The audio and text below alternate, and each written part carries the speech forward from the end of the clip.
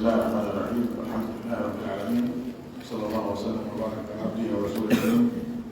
وعلى آله وأصحابه والتابعين. يأتي الله سبحانه وتعالى يويت الله ودون نعمتكم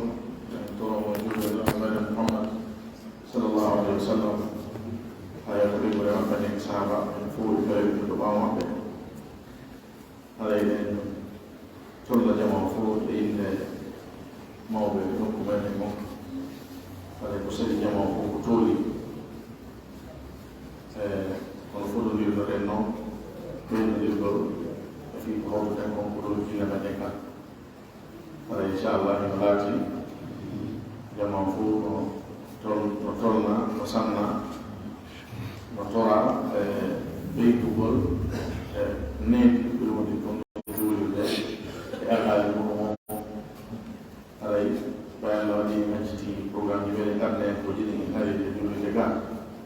keto den tamwa watte na wala mo figa no jeya no yono wala telephone dini ala dum da hito ala sonata e fo me den hakila me ni wana kemo be ande ne be ala si yo de dum den welta no jamaa on déplacement e hannetina kala yotoro ko e moƴƴere dow o woni ɗum ɗo woni ɓerdere ko ɗo neɗɗo o woni ko heɓata no yonnora ko wondiri e diina makko kan tawa fatala yolla ɓeydamin fiññina golle ɗo e diina ɓeɗen kanko yo ɓeydamin faama mum oñominanayi golliti ko jawanayi haray ceerno ɓe yewtana en ɓen ko musidɓe meɗen ɓe wondude ɗo ɓen fof meɗen annduɓe Cheikh Muhammad Julde Sow ay ko kamɗo woni ko hande tinten ɗo inchallah e nder dignitaje ɗo ɓayde gamintina on ɗuma Cheikh Julde ko yaltuɓe jama islamia kuletul hadith ay ko ɗo woni koɓe duɗi ay kamɓe woni ganditinde ɗo jasakumullah heera hay ɓe wiya ɗum sedi makko ko tooli e Allah subhanahu wa taala yo non yimɓe konko selluɗi famille ɓe yottay no wala jasakumullah heera. Assalamu aleykum wa rahmatullah.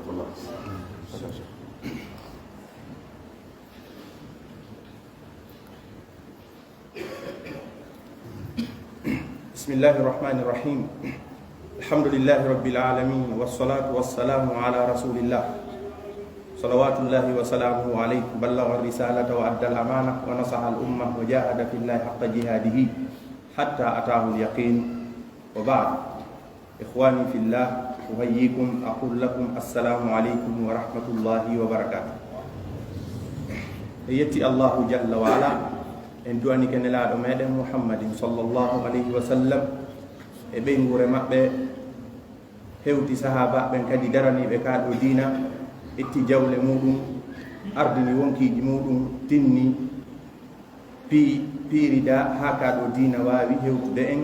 radiallahu anhum ajmain. ɓawde ɗum feƴƴi e siɓɓe an babiraɓe an e kottiraɓe an e fewroɓe an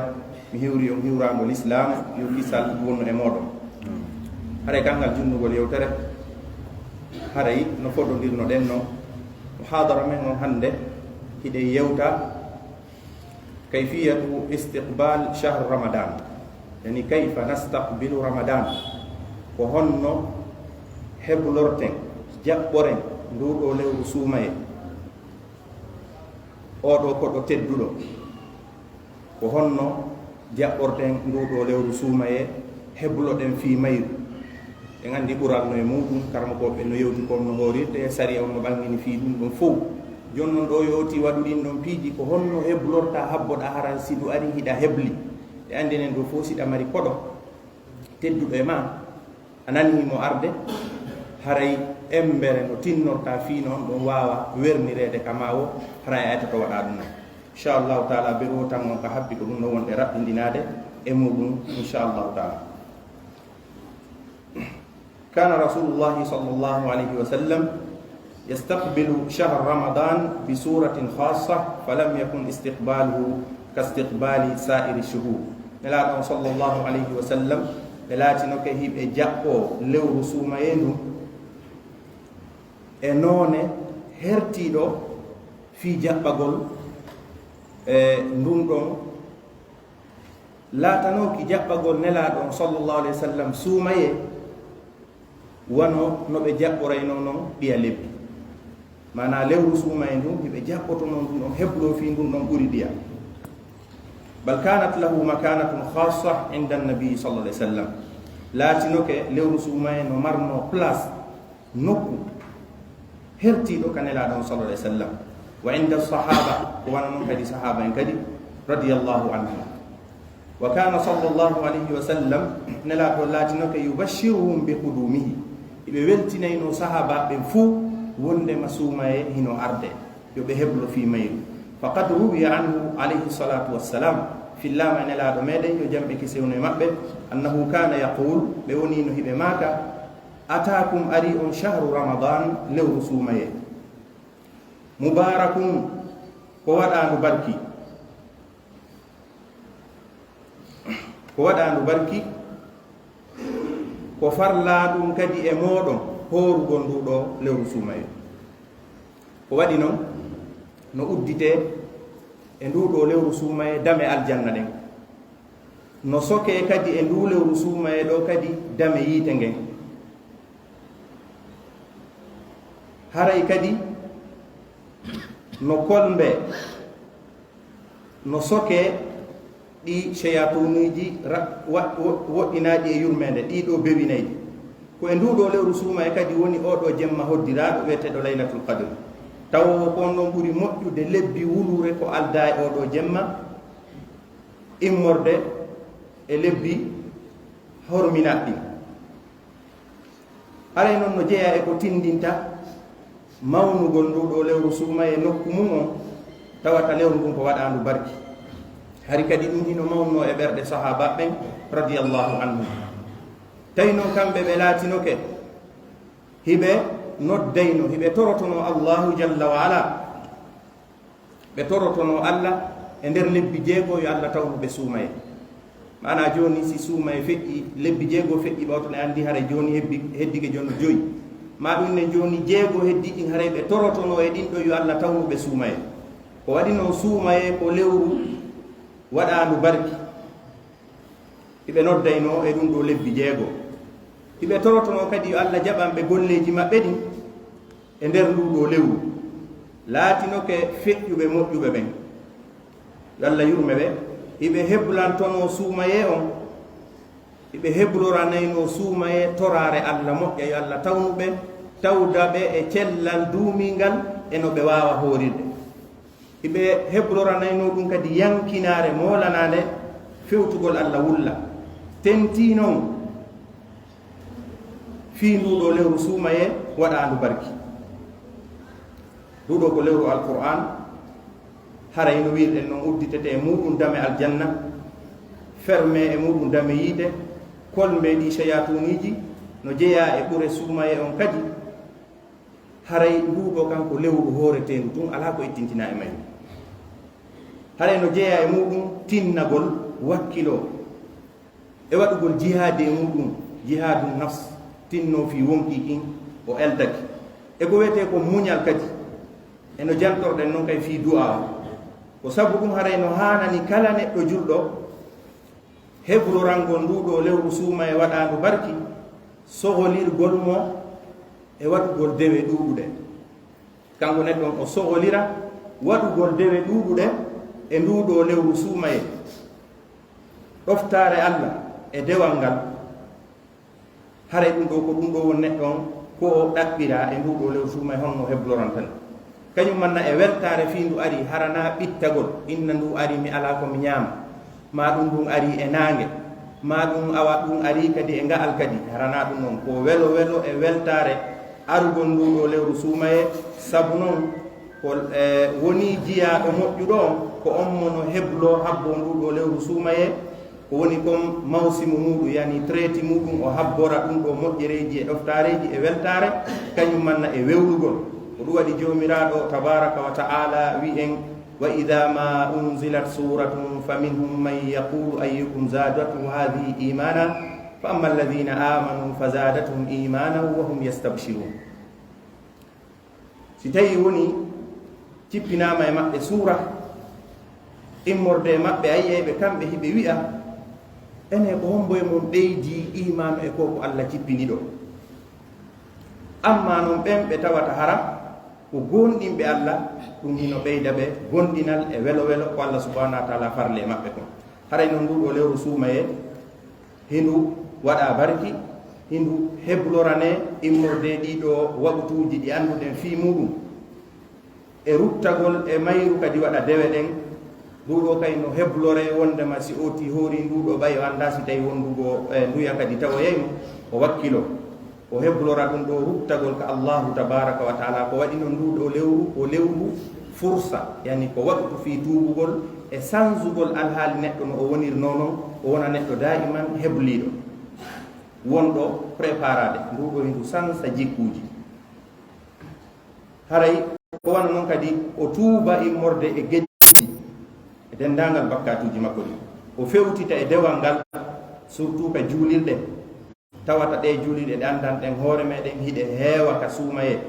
ɗe heewira sobo juuloɓe e ɗiɗo waktuji immorde e waktuji ɗin e naafilaji ɗin kadi. Haray ko sabu ɗum ɗo ɓernde gonɗinɗo o weltorta fa tafrahu qulubul mu'mina. Haray ɓerɗe gonɗinɓe ɓen weltora ɗum ɗo, ɓe wewlira ɗum ɗo, weltora ɗum kadi ruhuji laaɓuɗi immorde e ɓattagol joomiraɗo tabaraka wa taala. Haray noon suumaye on kadi imo heblorane, imo jaɓɓore immorde e yettugol Allah e jarnugol Allahu tabaraka wa taala. Ko waɗi noon yottagol suumaye on e hoorugol ndu hara otino selli himo e nema makko on, imo jogii cellal makko ngal, sabu cellal ko ngalu yawangu. Haray ɗum ɗo ko jeeya ɗum e nemaji ɓurɗi mawnude wonande neɗɗo julɗo. Haray oɗo nema mo Allahu jalla wa ala nemini en immorde e rewgol no ko wana noon haray no hanani neɗɗon ɗuɗɗingol yettugol Allah e jarnugol mo fota. Ko waɗi noon hawnaaki haray raɓɓiɗugol ɗo e suumaye on wooday buy haraɓe tawaka. Haray no tindina ɓural nduɗo suumaye ko honno ndu heblorante mo heɓi ɗum ɗo wondema worɓe ɗiɗo ɓe silmino fewndo nelaɗo sallllahu alayhi wa sallam. ɓay ɓe silmi on tumati ɓe yahi ka jihaadi, en andi mawnugol jihaadi on. Ɓe yahi ɓe haɓida toon, ɓe piiri, ɓe wakkili ɓen ɗiɗo silmuɓe goɗɗo e maɓɓe wara ka jihaadi toon. Oya o heddi wuurugol, o wuuri hitande wotere ɓawnde ɗimmo makko on faati. On tumati Talha bun Ubaydillah ɓe maaki womi hi'i ka aljanna gorko sakkitinoɗo mayude on o naatuno aljanna aditinoɗo mo mayde on ka jihaadi. kanko Talha ɓe maaki ɗum. hono Talha ɓe maaki fa ta'ajjabtu li dhalik fa asbahtu fa zakartu dhalika linnabii sallallahu alaihi wasallam. mi ngalɗi fi ɗum ɗon kono ɓay weeti andi o hoyɗu o heyi ɓay o fillani ke ɗum ɗo nelaɗo on sallllahu alayhi wa sallam ko ko hoyɗi ɗo on tuma nelaɗo on sallallahu alayhi wa sallam maaki on ɗon mo haawiɗa fi mum, mo ngalɗuɗa fi muɗum. wo ene o wontano hitande ɓawto oya, wo ene o hoorano suumaye o rewi ɗon kadi Allah. on tumati Talha maaki o oya, wo awa ko sabu ɗum ɗo woni ko o attorimo. Ko waɗi noon wo o hoori suumaye, tawi kadi ko ɓuri hewde kon, ko ɓuri fannude kon, o juuli e nder suumaye 6000 raka. 6000 raka te o juuli ko ɓattitelen 6000 darde ko nafde ko wakkilo waɗa tahajjud. haray noon ɓe maaki aw kaza wa kaza raka'atan, wo wano ni ma sifani o juuli ɗum ɗo. haray ko sabu ɗum ɗo woni ko attori o wonnoɗo ka jihaadi ɗen andile mawnugol jihaadi. haray ɗum ɗon no mawni kono suumaye on sabu ko hoori kon o heɓli o wakkili ɗum ɗo ko jeeya ɗum e ɓure suumaye on. no jeeya e owti ko habboranta nduɗo lewru suumaye laɓɓinalngol Allahu jalla wa ala annuye makko on. tawata hara ko fi Allah o woni hoorirde, hara naafi yo goɗɗo yiyam mo himo hoori ma himo tinni. no jeeya ko ndu habborte kadi at-tawbatu sadiqa, tuububuye gonguɗo laaɓuɗo oti tuuba e muɗum. e no jeeya e nduɗo lewru ko ndu habborte kadi andugol valeur o ɗo waɗu hara waɗu toon o feƴƴirani mo immorde janngugol qur'an e juulugol kañum manna e ko nantata sifa ɗum ɗo waɗu toon o wakkilo o jogitomo moƴƴa no jeeya e muɗum kadi ko honno nduɗo lewru suuma e heblorante wo etagol fanɗina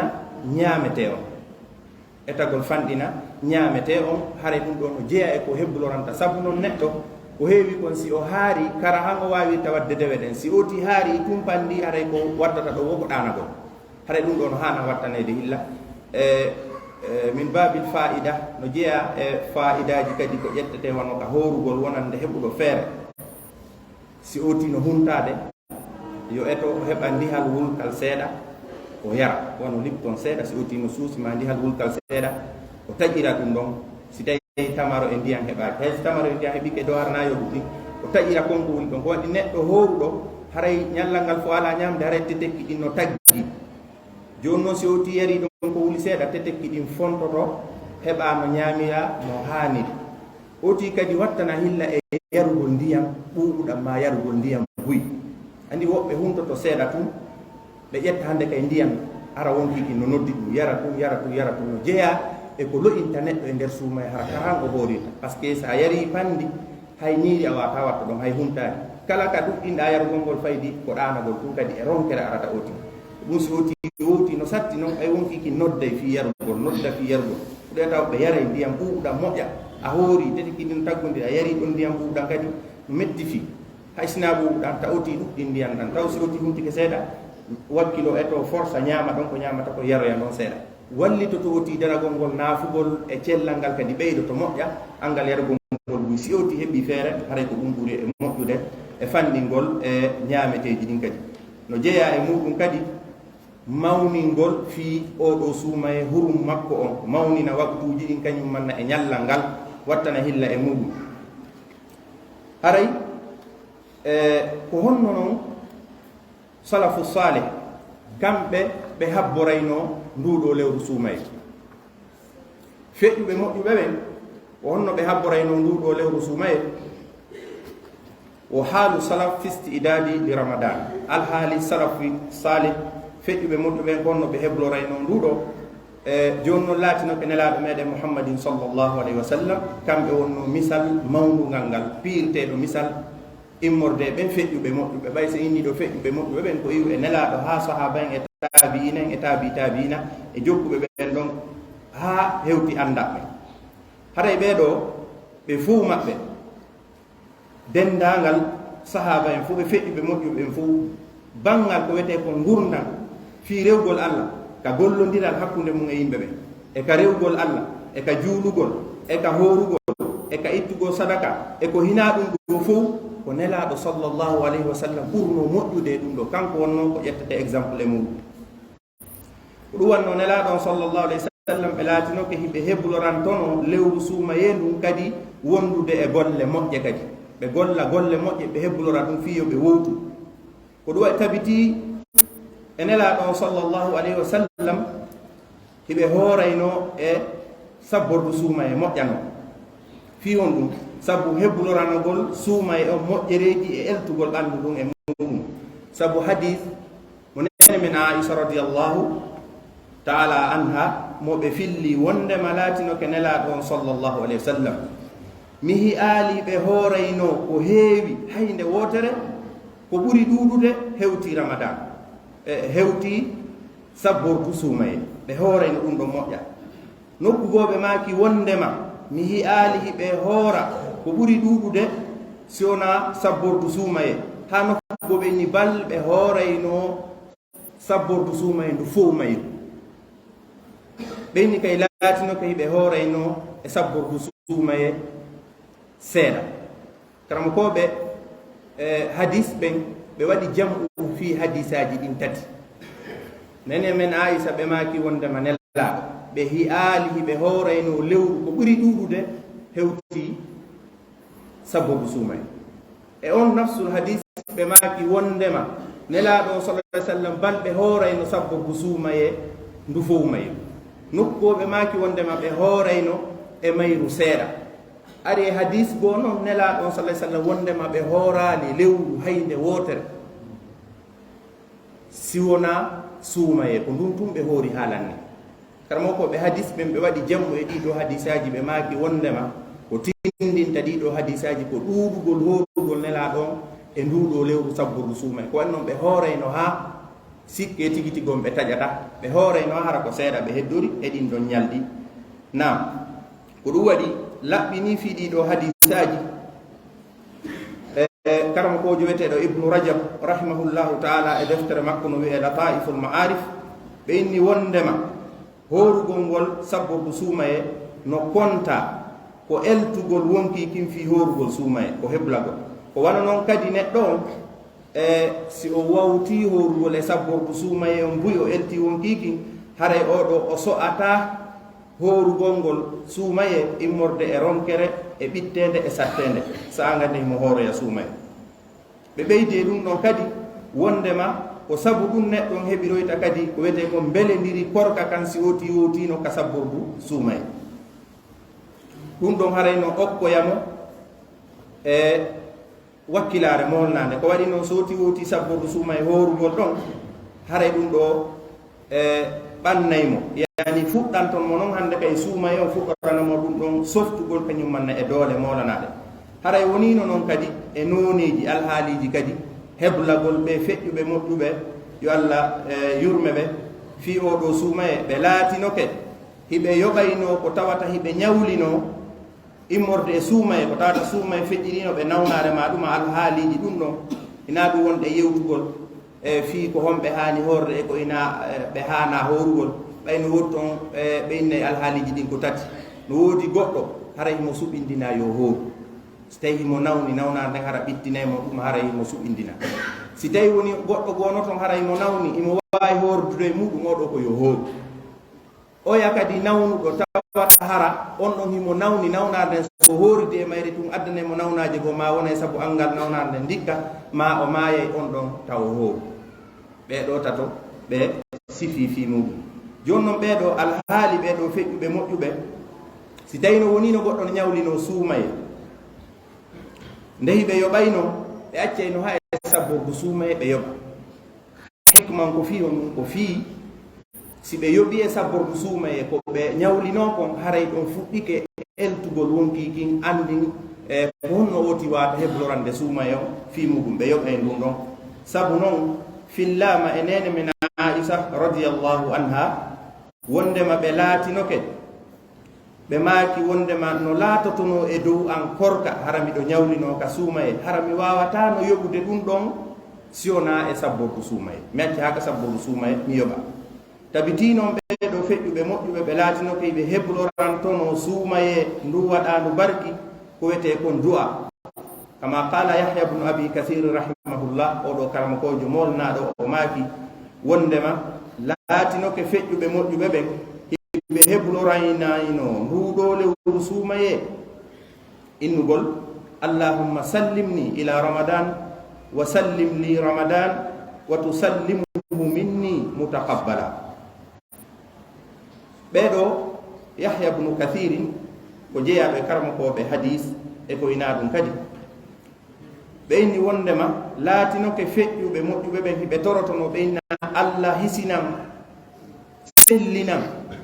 fi oɗo lewru suumaye no mi wawa hooride ndu hisin e an nduɗo hisin ndu immorde an kadi hara komi jaɓanaɗo golleji am laatinoke feƴƴuɓe moƴƴuɓe ɓen hiɓe weltotono moƴƴa sabu argol nduɗo lewru suumaye weltande tiiɗude labande hiɓe weltotono fi muɗum moƴƴa ɓe andi ko lewru trade lewru heɓugol e baraji e muɗum oyewa si tawi woni waɗo commerce naniɗo inde marchandise ka mbuɗi heɓoto moƴƴa o hebloto fi muɗum moƴƴa kan kadi o yaha o ɗumanno haɗa ɓe heblotono ko heewi ɓeɗo ko wana noon kadi horugol ngol hiɗen andi ɗum ɗo kadi ko tugalal immorde tugale l'islam ɗen joyi ɗen ɗon ko fof no andi fiɗen ɗon kadi haray no jeyano e noneji assalafu salih rahimahullahu fi ramadan ɓe laatinoke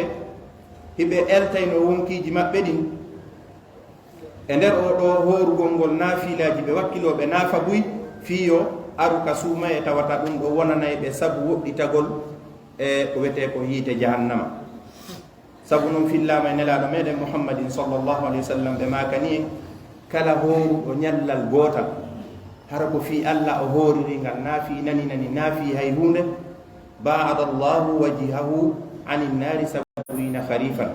kala hooruɗo ñallal gootal o hooriri ngal fi allah jente de ñallal gootal na sumaygoy ko ñallal gootal suɓani hoora koni ko sunnaji ɗe woni a anni ɗum hoorugol hoorana allah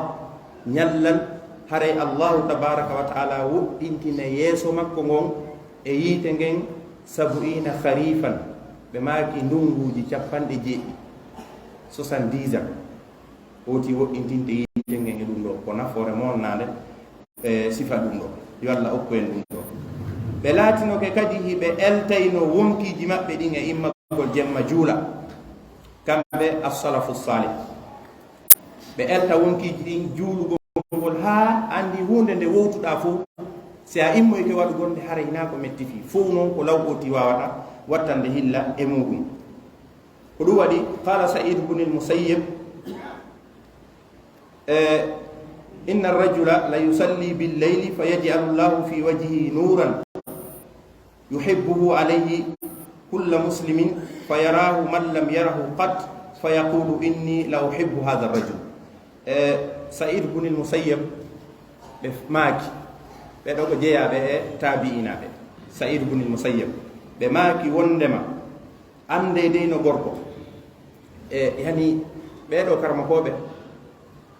himɓe moƴƴuɓe ɓe allah hokkuno gandal molanal ngal e haqqillaji seeɓuɗi eɓe yewtayno konngol tawa hakkeko ngol laba harangol waywa hadis ko allah hokki ɓe ko ɗuma. ko ɗum waɗi hadis on karama koɓe wasi oto dayma nde o tino ɗumanno yo wattan hilla wota innu nelaɗo maaki hara ɓe makali. sabu noon ɗe gandi nelaɗo no maaki hadis man kadaba alayya mutaammidan falyatabawwa maq'adahu min annar. kala wowluɗo e an ko tawata hinami wowli ƴettaka e an hara yo heblaro werde makko nden ko yiide jahannama. hara ɗum ɗon no hana wattanede hilla e muɗum si oti anda fi muɗum nden hunde ɗo wota o yewtu fi muɗum. ko waɗi noon yimɓe a nanay no yewta fi muɗum. joni wanogol konngol ɗo ko neɗɗo tabi'inajo yewtingol hakke ko ngol laba yani mouhammad bun sirin en e waaɓe no ɓe wano mouhammad bun sirin no mo yewte magala makko inni inna hadha al ilma dinum fanzuru amman ta'khuduna dinakum. ande dengal gandal ɗo ko diina ndaare koye juuɗe hombo ƴettoton diina mon kam hakke ko konngol ngol laba sikkay ko hadis. anayi kadi woɓɓe no inna nelaɗo wo maaki wo man arada dunia fa alayhi bil ilm wa man arada al akhira fa alayhi bil ilm wa man arada huma ma'an fa alayhi bil ilm. non na hadis no few ko asar no si o tiwi nelaɗo maaki hara ɓe makal mo mari probléme goye kamba molna maɗum maɓulano toon woɓɓe ni ko oumar bun khattab maaki woɓɓe ni ko oumar bun abdoul asis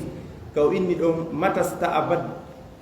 sta'abattumu nnasa wa qad waladathum ummahatuhum ahrara. ko honde say wiwɗon ɓe yimɓe ko jiyaɓe yumma maɓɓe jibinino ɓe ko rimɓe yani ko honde say maccinɗin ɗon ɓeɗo yumma maɓɓe nino yumma maɓɓe jibinino ɓe ko ɗuma yani maɓalaji hara ɗi laaɓa tawti jilotu inna nelaɗo maaki nelaɗo ko yewta kon ɓen noon haray ɓe wattan hilla e muɗum. idan almuhim e ko tan mbi tum oɗo karamakojo said bne lmusayyab ɓe maaki wondema gorko himo hoora o immo jemma o juula allah subhanahu wa taala waɗa ka yeeso makko annora tawata o annora hakke ko immoto jemma o juula kon ko laba kon kala yiɗomo kala julɗo yiɗomo hara no weltorimo no inna e oɗo gorko no laba sabu juulugol ngol. nam ha ɓe maaki kala yiwɗomo tawa yiyatamo hay goto si wona o yiɗaymo ha neɗɗo inna he a min dey miɗo yiɗi oɗo min ila yiɗi oɗo. haray no jeeya e peewal ɓeɗo feƴƴuɓe moƴƴuɓe haray ɗuɗɗingol jantagol inde allah e suumay on ɗum ɗo no heblorane suumay on kadi ɗuɗɗingol jantagol inde allah moƴƴa subhanallah astahfirullah alhamdulillah allahu akbar la hawla wala quwwata illa billah la ilaha illa allah wahdahu la sharika lah lahu lmulku wa lahu lhamdu wa huwa ala kulli shay'in qadir subhanallahi wa bihamdihi subhanallahi alazim. so ti wata janngol qur'an on buy o eto o hebbina jantagol inde allah moƴƴa ɗum ɗo no moƴƴi. haray ɓe ɗuɗɗinayno jantagol inde allah moƴƴa. haray kadi ɓe ɗuɗɗinayno janngugol alqur'an ko heewi ɓe jannga buy e suumaye haray fillama faqad ruwiya anna Muhammad ibn Ismail al-Bukhari rahimahullah kana yahtimu al-Qur'ana fi ramadana kulla yawmin. Fillama Imam al-Bukhari wa ma adraka ma Imam al-Bukhari fillama e maɓɓe wondema hari suumaye on hiɓe cippinayno al-Qur'ana ñande o ñande laawol. Imam al-Bukhari mana ñande o ñande Qur'an on cippike ko laabi jelu e nder lewru ndu na capantati siko ɗum ndu ardi. Idan ɓeɗo ko wana noon kadi fillama e Sufyanu Thawri rahimahullahu ta'ala karamakojo molnaɗo karamakojo hadith. ɓeɗo Sufyanu Thawri laatinoke wo yatruku l a'mala kullaha fi ramadan wa yuqbilu ala tilawati l-Qur'an. haray Sufyanu Thawri ɓeɗo fillama e maɓɓe laatinoke oɗo si suuma e arino ɓe accitayno kala golle ko ɓe woni ɓe waɗa farawo yolɗede fi janngugol al-Qur'ana tun. Sufyanu Thawri ko wana noon kadi fillama Imamu Shafi'i rahimahullahu ta'ala hari wonino hiɓe timminayno Qur'an o khatmatani, khatma fi nahar wa khatma fi lleyl. Imamu Shafi'i fillama e maɓɓe ɗum ɗon hiɓe tippinayno Qur'an, hiɓe timminayno Qur'an laabi ɗiɗi e nder ñallal ngal,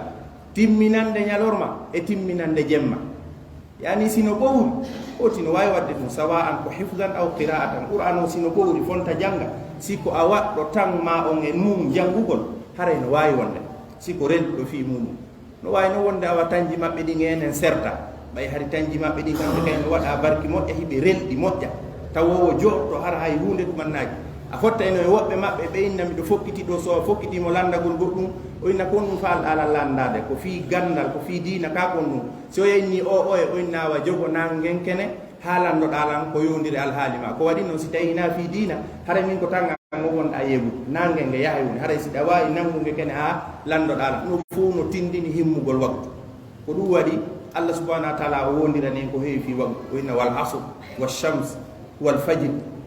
wal duha wal layl ɗiɗo fof ko fi waktu Allah wondiri fi waktu no himmu jiddan jogogol waktu on oti jogomo moƴƴa waɗamo e janngugol ma e lewugol fayɓe e ko nanditata e ɗum ɗon haray ko ɗum ɗo yowodiri e ko falanoɗen andintinde e oɗo saa'i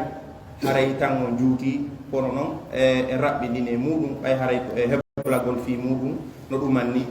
haray ko hikki ɗon toɓɓere wotere pet mi andintinta raɓɓiɗunde jama o yaafo toɓɓere nden noon inde muusi seeɗa kono hunde fof ko yani ɗon ko ɗon ñawdete hara en fof ɗen suti ko fewndi e alhaali wuurugol yimɓe ɓe mujitama men on ko no woni haray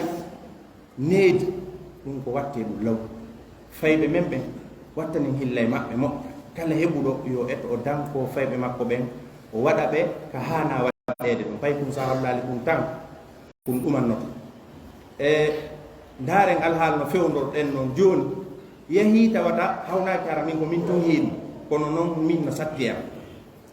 wono o alhaali joni wano yoga e école jigo innoɓe joni haray ko bee fayɓe ɓe yaha ñande o ñande ma yoga e balɗe e nder yontere nden fi zugol ballo yewgol tappugol ni tum bano waɗa kermesse ji e piiji si waɗi ɗo piiji yehi ha tawata joni hay jihoy koy innete koyo soodu teni naɓora ahi fi hon jiho ma fewndiɗo wano mo duuɓi sappo e ɗiɗi sappo e tati sappo e nayyi e wawi sodande o teni inna yo yewo joie ballon o watto ɗo o yalta ka yaasi ɗo himɓe ɓe hiyamo ɗo himmo yaha hara tere makko fof no e kene yoga e école ji no wadde no gasa hara goɗɗi ala wadde ɓay hiɗen suti ko fewndi ko hara kadi ko immagol ɗo yaha inna no yaade zugol bonna tan pay kum kum hara o ala janngude Qur'an ala revisugol kayeji muɗum ko haani kon ɗum ɗo fof ko ellaji molnaji so yalti on hiyay ɗon ɗo hara no hawni wono hanki ɗo so daari nokkeli goo ɗo tere ngoo no telen dow ɗo ɓay yaltama ɗon hawiide haray ko grève waɗama ko goɗɗum yimɓe ɓen no yalta boboye ɗumanno ɗumanno hara ballon no tappe musique no lance ɓe inna ko ni e ni ɗum ɗo ko hunde ɗumannide ni huyna laaɓuɗata goto jaaɓu sifa ɗum ɗo e ɓeygure muɗum par ce que hunde ko seeɗa seeɗa yarata ha ko a falnoka ko yo ɓuuɓu yoolo na ɗum jiwo awa bete pay koy koy ɗum ɗon piiji go wattane kono jiwo ma yo yaltuɗo waɗa teni ɗo o innamo yaade zugol ballon kadi na kadi yawmu wahid na ñallal gotal ko balɗe ɗiɗi ma tati e nder yontere yaha ɗo école fotta ɗo inne no ɗumanno o janggata Qur'an ala ɗumannade bobo jiwo fewndiɗo ka jombe ma fokkituɗo ka jombe tawa ɗon hani wonugol wallito yumma muɗum ka suudu wono lawɓugol miranhoy e lootugol suudu e eltagol ton e ekkitagol defugol ma ko ɗuma so daari hande nendi no fewnata ene hulɓi o yeeɗo jiwo hara ko hewtuɗo ka jombe o haajaka wallugol yumma makko e suudu o wuppata o lawɓata o fuswatta ko nokkubiro makko yangoto o ara kanko ko yo ar tun o ñaama o ɗumanno joni noon o ƴetta o yaha ka gorko o jombe o yaha toon innangal dewgal a wawa e ɗumannade o ɓiɗɗo ma mokkitirɗa ko wawata wuppugol pasata defata lotta suudu kañum wowtino walagol tun ɗumanno anda wawi ngal dewgal ngal wawa e ɗumannade se andi ko yonnodiri e dewle ɗen kon ko sifaɗi ɗo piiji mo be wona ko hani wonde ɗon kono joni ya ihwani wallahi ɓiɗɗo ma jiwoyo yahu zuugol balo yalta ka suudu ma yaha innama yaha télévision yaha joya balo wontira toon ari o ɓawa futoro ma ɓawa gueƴe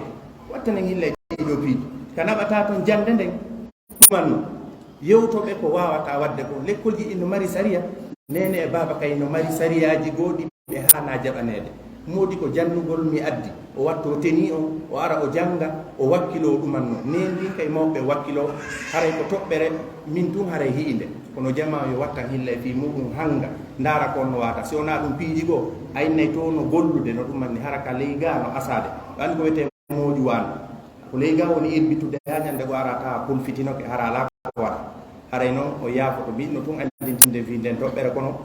wallahi musif jiddan subhanallah no metti fi moƴƴano no hawni kadi haray to daro wono ɗo jama o yaafoto ɗo andi toɓɓe nden ide metti kono jama yo yaafo wa sallllahu ala nabiyina muhammad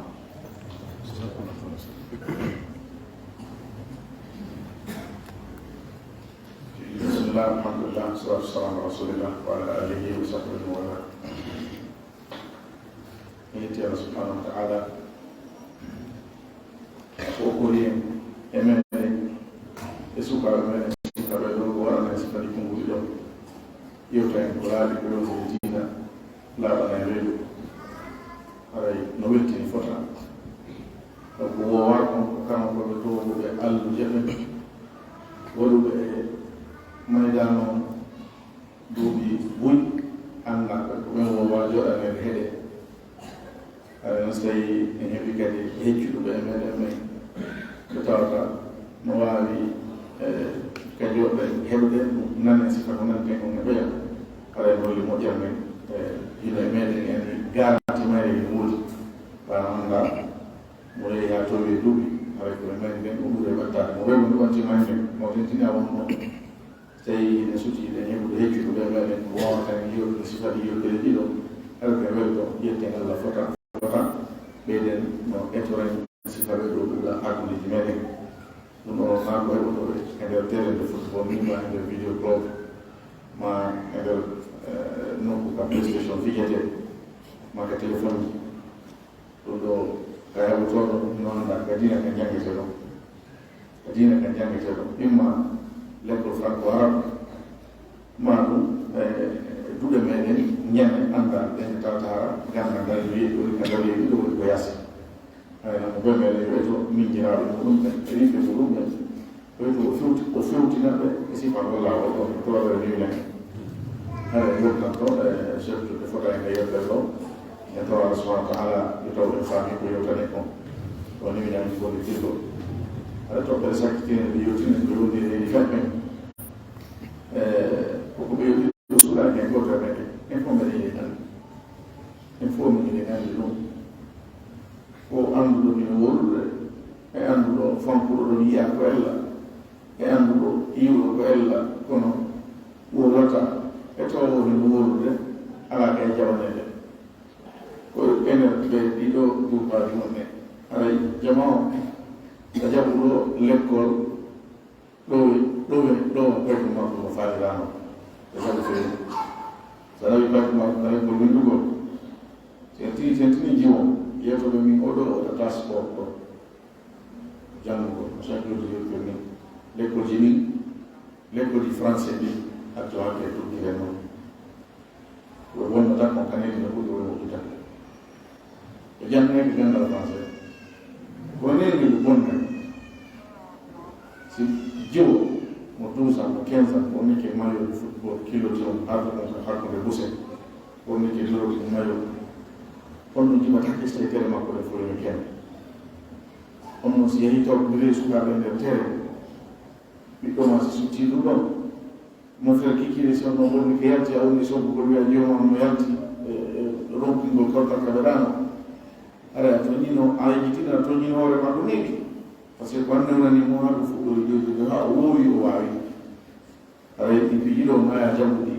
e ɓeygure maɗa e few si ɗum ɗo wona sabu o yalta ka lekkol ɗo yalti mo allah ñawoytama heno ɓiɗɗo ma janga français ma anglais allah ñawoytama fiɗum few wonno allah ñawoyte gonno waccanga ɓiɗɗo maɗa neri makko mi yeewi si woni yaade temps e leydi ndi yaltimo ka lekkol namo lekkol gadine fi janti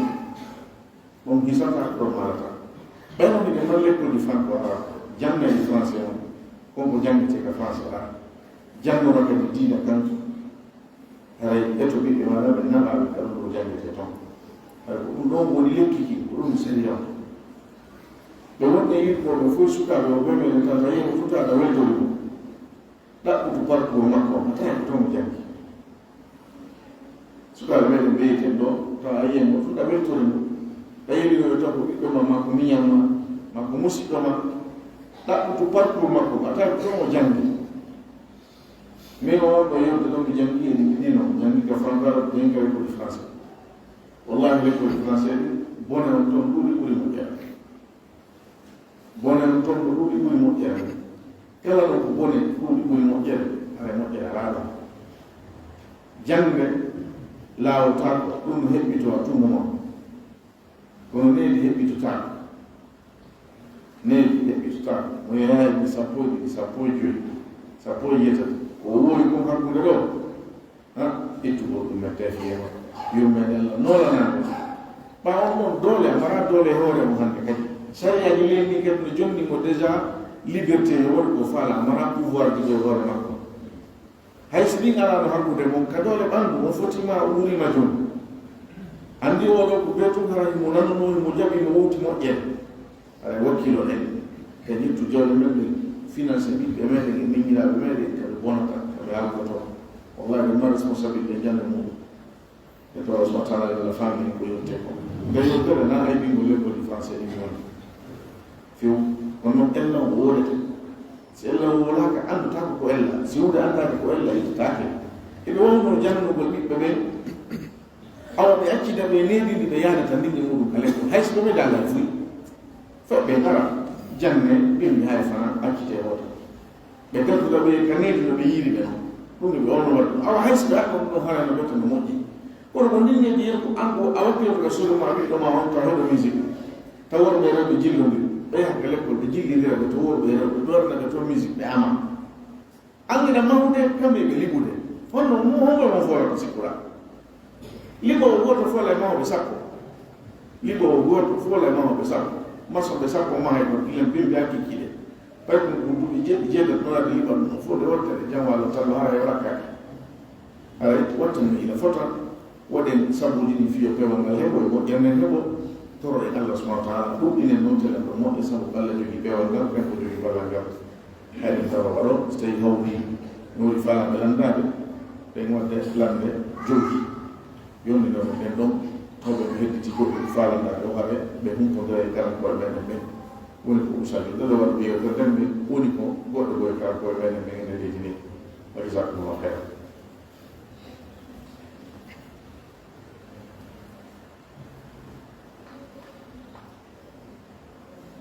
koɗon tañjini ha yalde ala joni haya ɓe darde goto e amami ɓen ɗono e batte jonde meɗen ɗen dara e juuɗe ɗo ɓuɓɓatta aji ko jaloji ɗon ɗum cheikh man wanne noon ɗon cheikh abdoul